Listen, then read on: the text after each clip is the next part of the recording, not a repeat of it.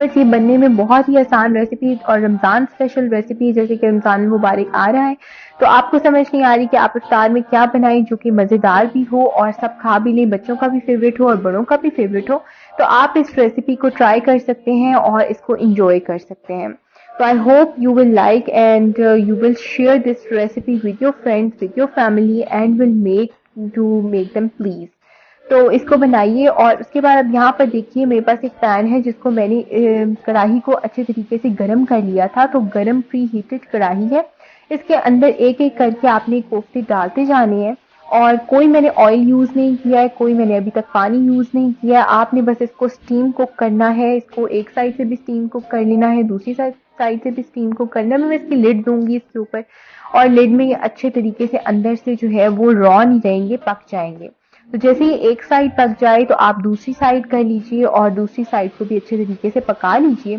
اور پکانے کے بعد پھر جو آپ نے نیکسٹ کام کرنا ہے یہ دیکھیے، اب یہ اسٹیم میں ہوگا. اب اس کے بعد میں جو اس کے اندر کام، اور فلیم آپ کی بالکل سلو ہوگی، کوئی ہائی فلیم نہیں ہوگی، اور اس کے اندر ہم اس کو اچھے طریقے سے یہ سائڈ چینج کرتے جائیں گے اور اس کو پکاتے جائیں گے. اب جو نیکسٹ کام کرنا ہے ہم نے اس میں ویورز، وہ بہت ہی اسپیشل قسم کا کام ہے اور وہ یہ ہے کہ ہم نے اس کا بیٹر بنانا ہے. ادھر دوسری کڑھائی میں نے آئل بھی رکھ لیا ہے اور یہاں پر آپ دیکھ سکتے ہیں کہ پانی میں نے 3 ٹیبل سپون کے قریب میں نے اس میں پانی ڈالا ہے اور اس کو پھر سے اوپر سے کور کر دینا ہے تاکہ اس کی اسٹیم کے اندر پکتے رہیں. یہاں پہ ہم آ جاتے ہیں اس کے بیٹر کی طرف جس کے اندر ہم نے کوٹنگ کر کے اس کو فرائی کرنا ہے. تو اس کے لیے یہاں پر آپ کے پاس یسٹ ہو تو آپ یسٹ ڈال سکتے ہیں. میرے پاس یہاں پر بیکنگ پاؤڈر تھا وہ ڈال دیا، نمک لیا میں نے یہاں پر، اور یہاں پر میرے پاس بیکنگ سوڈا ہے وہ ڈال دینا ہے، اور یہاں پر ویٹ فلاور ہے میرے پاس یعنی گیہوں کا آٹا، اور 1 عدد انڈا. تو یہاں پر ان تمام چیزوں کو ہم مکس کریں گے. آپ دیکھیے کہ میں اس کی مکسنگ کیسے کرتی ہوں، کیسے پانی ڈال کے اس کی مکسنگ کرتی ہوں. تو چلیے آج کا واقعہ ہم سٹارٹ کرتے ہیں اور آپ دیکھتے جائیے گا کہ اب میں نے کیا کرنا ہے. میں نے صرف اس کو کوٹنگ کو فرائی کرنا ہے. تو اب آپ دیکھیے اور ساتھ ساتھ میں بتاتی ہوں آج کی اچھی بات.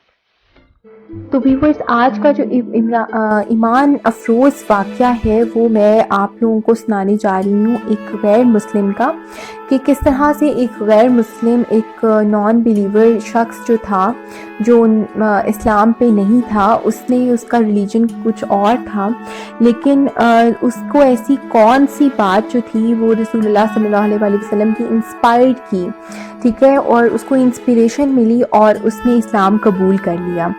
ایک مرتبہ اس غیر مسلم نے جس نے اسلام قبول کیا، اس سے پوچھا گیا کہ تمہیں اسلام کی کس چیز نے متاثر کیا ہے، مطلب وائی ڈڈ یو گیٹ مسلم. اس نے کہا کہ صرف ایک واقعہ میری ہدایت کا باعث بن گیا کہ میں ایمان لے آیا. ایک دن مجلس سے رسول اللہ صلی اللہ علیہ وسلم لگی ہوئی تھی، ایک شخص بیٹھا تھا اور وہ کھڑا ہوا کہنے لگا کہ حضور میرا بیٹا گم ہو گیا ہے، مل نہیں رہا ہے، آپ صلی اللہ علیہ وسلم دعا فرما دیں. ابھی آپ صلی اللہ علیہ وسلم نے دعا کے لیے ہاتھ اٹھانے ہی لگے تھے کہ ایک شخص دوڑا ہوا آ گیا دروازے سے، کہنے لگا کہ حضور ابھی باغ سے آ رہا ہوں، میں نے بچوں کے ساتھ اس کا بیٹا فلاں جگہ پر کھیلتے ہوئے دیکھا ہے. باپ نے جیسے ہی سنا تو اس نے فوراً دوڑ لگا دی. آقا پاک صلی اللہ علیہ وسلم نے فرمایا کہ اس کو واپس بلاؤ. جب وہ واپس آیا تو آپ صلی اللہ علیہ وسلم نے پوچھا کہ تم کافی بے چین لگ رہے ہو. کہنے لگا کہ حضور بیتاب ہوں اس سے ملنے کے لیے، 2 دن ہو گئے ہیں اس سے ملنا نہیں ہوا، اس کی ماں بھی گھر میں بھوکی بیٹھی ہے، اس کے انتظار میں روتی رہتی ہے. جب خبر ملی تو کہا کہ فوراً اس کو جا ملوں. آپ صلی اللہ علیہ وسلم نے فرمایا کہ میں نے روکنے کے لیے نہیں بلایا، تم ضرور ملو، لیکن تمہیں بلانے کا ایک مقصد تھا، اور وہ یہ کہ جب تم باغ میں جاؤ گے اور بیٹے کو کھیلتا ہوا پاؤ گے دوسرے بچوں کے ساتھ، تو ایک بات ذہن نشین کر لو، جان لو کہ بیٹا بیٹا کہہ کر مت بلانا، صرف اس کا نام لے کر بلانا. کہنے لگا کہ حضور وہ بیٹا ہے میرا، تو میں اس کو بیٹا کیوں نہ کہہ کر بلاؤں، تو میں اسے بیٹا نہ کہوں تو اور کیا کہوں.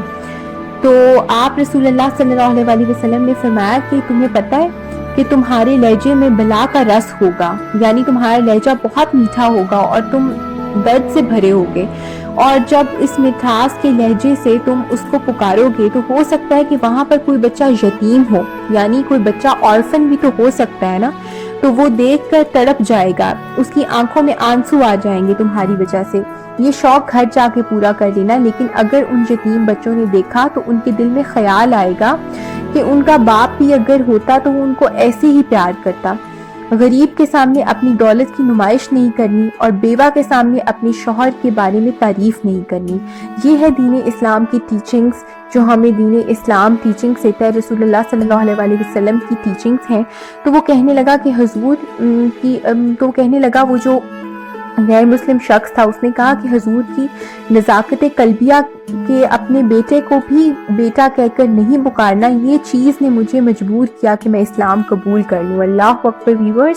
تو اس طرح سے اس غیر مسلم نے اسلام کو قبول کر لیا. اس نے کہا کہ رسول اللہ صلی اللہ علیہ وسلم کی جو یہ ٹیچنگ تھی کہ آرفن کے سامنے، ایک یتیم بچہ ہے اور آرفن کے سامنے آپ نے یہ نہیں کہنا کہ بیٹا بیٹا کر کے نہیں بلانا، کیونکہ اس کو یاد آ سکتا ہے کہ اگر میرا باپ ہوتا تو میرے ساتھ وہ ایسا ہی سلوک کرتا.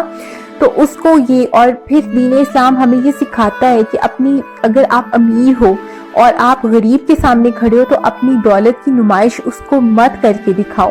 اور اگر آپ کا شوہر جو ہے وہ، اگر آپ بیوہ ہو تو اور اس کے سامنے کھڑے ہو کہ جس کا شوہر مر چکا ہے، بیوہ کے سامنے آپ کھڑے ہو، تو آپ اس کو یہ مت بتاؤ کہ آپ کا شوہر آپ سے کتنی محبت کرتا ہے.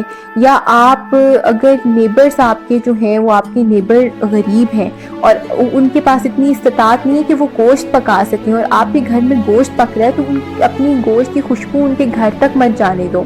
یعنی کہ اگر جا رہی ہے اس کی خوشبو تو اپنے کھانے میں سے کچھ کھانا ان کو بھی دے دو.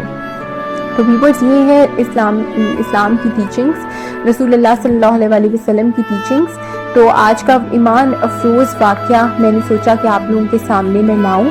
تو ہوپ آپ کی نالج میں اضافہ ہوا ہوگا. اور اس کے ساتھ ساتھ جو آج کی ریسیپی میں نے آپ لوگوں کے سامنے پیش کی، بہت ہی ڈیلیشیس اور یمی سی ریسیپی تھی، جو کہ رمضان المبارک آ رہا ہے تو بہت ایزیلی بچے بھی اسے کھا سکتے ہیں، بڑے بھی انجوائے کر سکتے ہیں.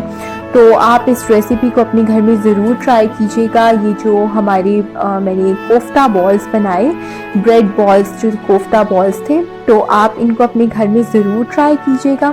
اور اس کی پریزنٹیشن ہم نے جس طرح سے کی ہے وہ بھی آپ دیکھ سکتے ہیں کہ ایک ٹوتھ پک، جو امبریلا والے ٹوتھ پک تھے میرے پاس، میں نے ان کو سیٹ کر دیا، ساتھ ہی ساتھ کیوکمبر اور لیٹس لیوز کے ساتھ اس کو سیٹ کیا تاکہ یہ تھوڑی سی کلرفل سی لگے. تو اس طرح سے آپ اپنی سمپل سی ریسیپیز کو بہت کلرفل سا بنا کے پیش کیجئے اور رمضان المبارک میں اپنی فیملی کے ساتھ انجوائے کیجئے. تو اسی کے ساتھ ہی چاہتی ہوں آپ سے اجازت. اپنا بہت خیال رکھیے گا، اپنے گھر والوں کا بہت خیال رکھیے گا اور ہمیشہ ہنستے مسکراتے رہیں اور آباد رہیں اپنے گھروں میں. اگر آپ نے میرے چینل کو ابھی تک سبسکرائب نہیں کیا ہے تو kindly subscribe my channel and do comment. اسی کے ساتھ ہی مجھے اجازت دیجیے. اپنا بہت خیال رکھیے گا. اللہ حافظ.